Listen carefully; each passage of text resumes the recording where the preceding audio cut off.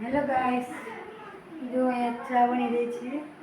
Time થઈ રહ્યો છે 3:30 વાગે. આજે બ્લોગ સ્ટાર્ટ કર્યો છે. Welcome to my new blog. કેમ છો બધા? આઈ હોપ કે તમે બધા મજામાં હશો. તો ચાલો ચા પીવા માટે. અહીંયા જો ચા મારી થઈ રહી છે. બધા છોકરાઓ રાહ જોઈ રહ્યા છે ચાની. એના પપ્પા ગયા છે બહાર. આવવાની તૈયારી લાગે છે. ચલો બધાને ચા આપી દઈએ.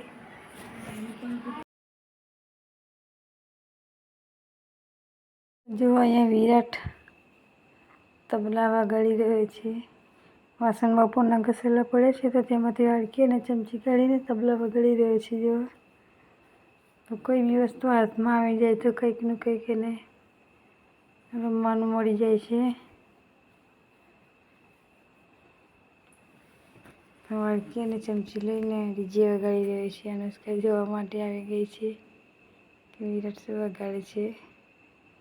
તો એ સાંજનો ટાઈમ થઈ ગયો છે. જો 4:30 વાગી ગયા છે. તો મેં વિચાર્યું કે પહેલાં કચરો કાઢી લઉં, પછી કપડાં એવું લઈ આવીશ. તો અહીંયા હું કચરો કાઢી રહી છું અને દ્રષ્ટિ અને વિરાટ હિંચકામાં બેસી રહ્યા છે. જો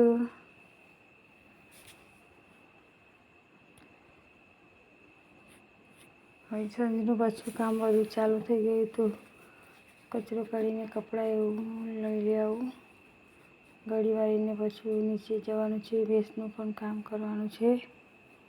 તો ફટાફટ અહીંયા હું કચરો કાઢી લઈશ પહેલાં.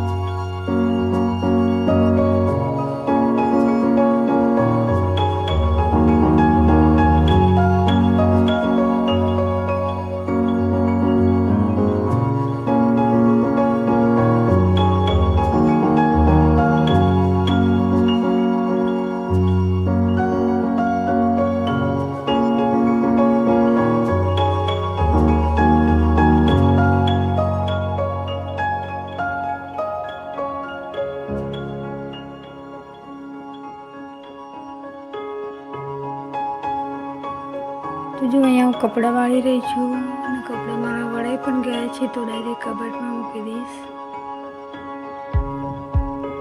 તો અહીંયા કોઈનું કોઈ પેશન્ટ આવતું હોય છે એટલે બહાર કપડાં રાખતી નથી હું, અને બાળકો પણ બગાડ નાખે છે કપડાં વાળેલા.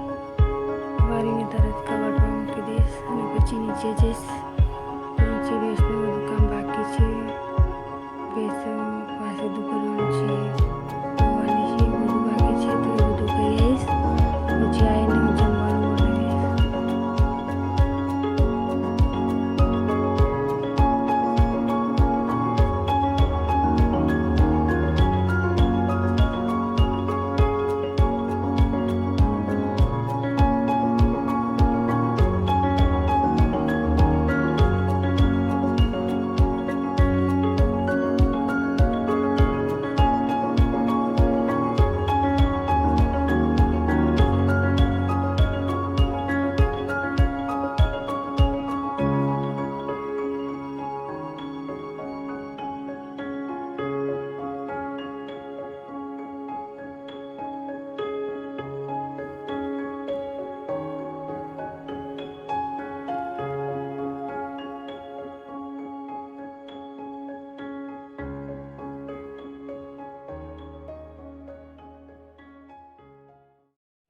તો જો અહીંયા વિરાટના પપ્પા કામ કરવા માટે બેસી ગયા છે. તો વિરાટના પપ્પા કામ કરે ત્યાં સુધી હું જમવાનું બનાવી દઉં. વિરાટના પપ્પા તો જમીને પણ પાછા કામ કરવા માટે બેસી જાય છે. એમને તો 11-12 વાગ્યા સુધી કામ ચાલે છે. તો હું જમવાનું બનાવી દઉં. તો અહીંયા હું જો રસોડામાં આવી ગઈ છું અને અહીંયા હું વઘારેલી ખીચડીની તૈયારી કરી રહી છું. તો બટાકા સમારી રહી છું. વઘારેલી ખીચડીની છાશ બધા ખાઈ લેશે. બાળકોને તો વઘારેલી ખીચડી ભાવતી જ હોય છે, એટલે લોકો તો નાના પાડે. અને પપ્પા પણ ખાઈ લેશે, તો વઘારેલી ખીચડીની છાશ બધા ખાઈ લેશે. તો જો મારા બટાકા સમારાઈ ગયા છે. ડુંગળી અને ટામેટાં એવું બધું સમારીને વઘારેલી ખીચડી બનાવી દઈશ. જો હવે આવે છે ડુંગળીનો વારો, કેમ કે ડુંગળી તો મારાથી બિલકુલ સમારાતી નથી. આંખમાંથી પાણી આવી જાય છે સમારતા. ડુંગળી તો બિલકુલ સમારાતી જ નથી મારાથી. ભલભલાની ડુંગળી રડાવી દેશે. તો જો આંખ પણ ખુલતી નથી એટલી ડુંગળી લાગી છે. તો પણ લેડીઝને તો પાણી કાઢીને પણ ડુંગળી તો સમારવી જ પડે. ડુંગળી વગર તો કોઈ બી શાક સારું લાગતું નથી. તો ડુંગળી મારી સમારી ગઈ છે અને અહીંયા ટામેટાં પણ મારા સમારા જેવા આવ્યા છે. તો હું વઘારેલી ખીચડી બનાવી દઈશ અને પછી ખાઈ લઈશું અમે. તો 8 વાગી ગયા છે. તો ભેંસ દોડતા 7:30 વાગી જાય છે. અમે 9-8 વાગે જમવા માટે બેસીએ છીએ અહીંયા. તો 9 તો વાગી જ જાય છે અમારે. જો મારું બધું પ્રિપરેશન થઈ ગયું છે અને હવે હું બનાવી દઈશ ખીચડી.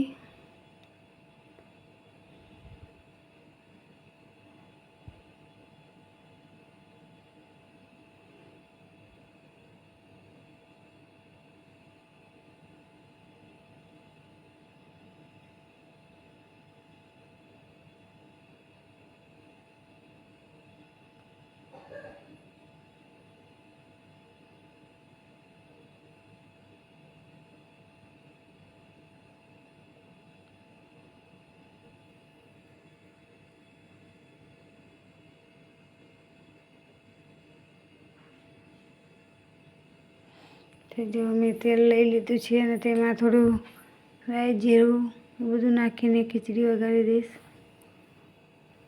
તો તેલ ગરમ થઈ જાય એટલે હું તેમાં રાઈ નાખી દઈશ, થોડું જીરું નાખી દઈશ.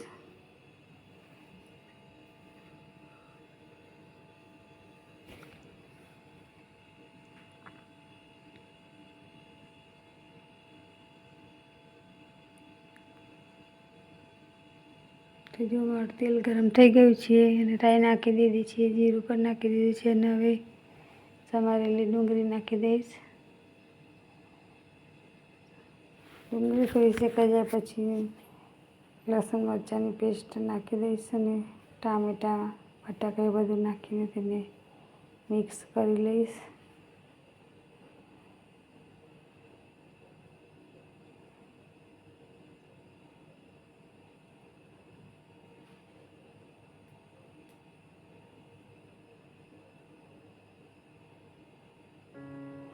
કોઈક દિવસ મારે વહેલો પર આવે છે તો કોઈક દિવસ મોડું પણ થઈ જાય છે.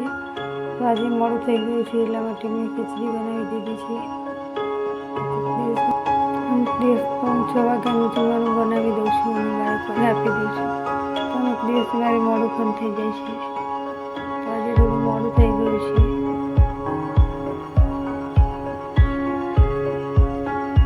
જો મારી ડુંગળી સંતળાઈ રહી છે તો તેમાં ટામેટા બટાકા ખીચડી બનાવી દઈશ.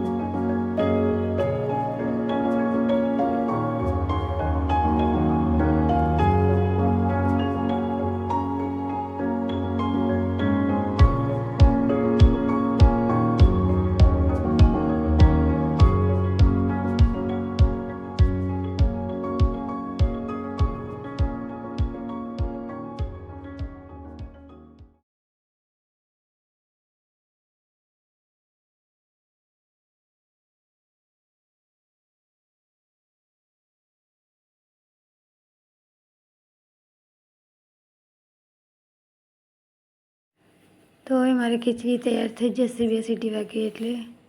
તો ફ્રેન્ડ્સ, અહીંયા હું આ વિડીયો સમાપ્ત કરું છું. તો મળીએ એક નવા બ્લોગમાં નવા વિડીયો સાથે. જો તમને મારી વિડીયો સારી લાગી હોય તો લાઈક શેર અને સબસ્ક્રાઈબ કરો. તો જો મારો વિરાટ અહીંયા કેન્ડી ખાઈ રહ્યો છે. કાવ્યા અને અનુષ્કા પણ કેન્ડી ખાવા માટે બેસી ગયા છે. તો તમે પણ ખાઈ લો. ચાલો ખાવી હોય તો. કાવ્યા તમને ખવડાવી રહી છે જો.